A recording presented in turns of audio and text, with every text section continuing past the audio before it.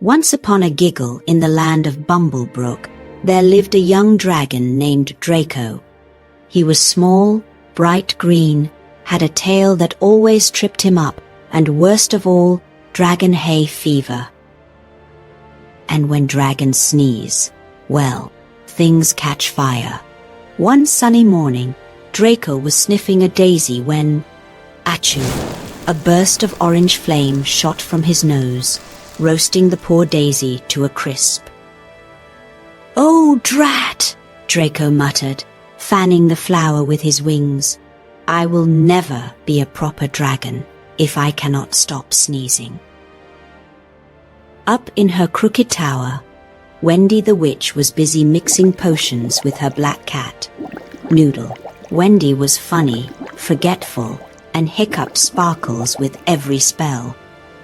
She was trying to make her know more, exploding, broomstick potion, when boom, a fireball flew through her window, singeing her hat.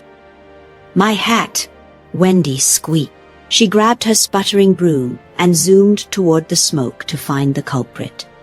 Down below, Draco was sneezing again, setting a bush alight.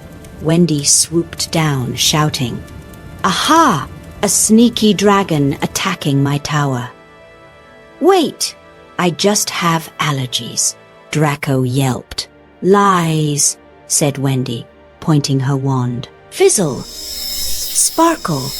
Freeze! Achoo!" She sneezed mid-spell. The magic bounced off a tree and instantly turned Draco's tail into a popsicle. "Ah, my tail's frozen," Draco yelled, running in circles. Wendy blinked. Oopsie, doodle. That was not supposed to happen. Draco flopped down, chattering. "Please unfreeze me." Wendy cast Meltio Warmio Undo, and Draco's tail thawed, but now it sparkled with pink glitter. "It is pink," Draco said flatly. But soon, both of them started laughing, and from that day, they became unlikely friends. Over the next few days, Wendy tried potions, charms, and even a tiny tea towel around his snout to stop Draco's sneezing. But Draco just... achoo! And the cauldron exploded.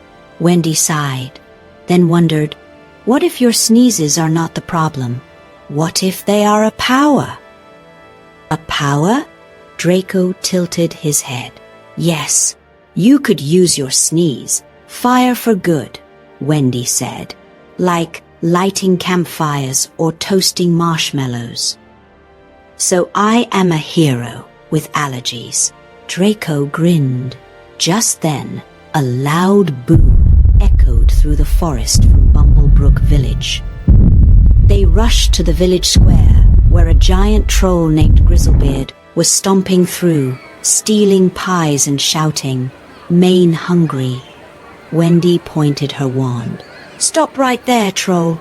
Draco, reminded of his sneeze, power tiptoed behind a cart of onions. "Oh no!" Achoo! A massive fireball shot out, setting Grizzlebeard's pants on fire. "Ow! Hot! Hot!" The troll screamed, jumping into the river. The villagers cheered. "The dragon saved us." The mayor shook Draco's claw. "You will always have a home here, dragon. And you too, Miss Witch."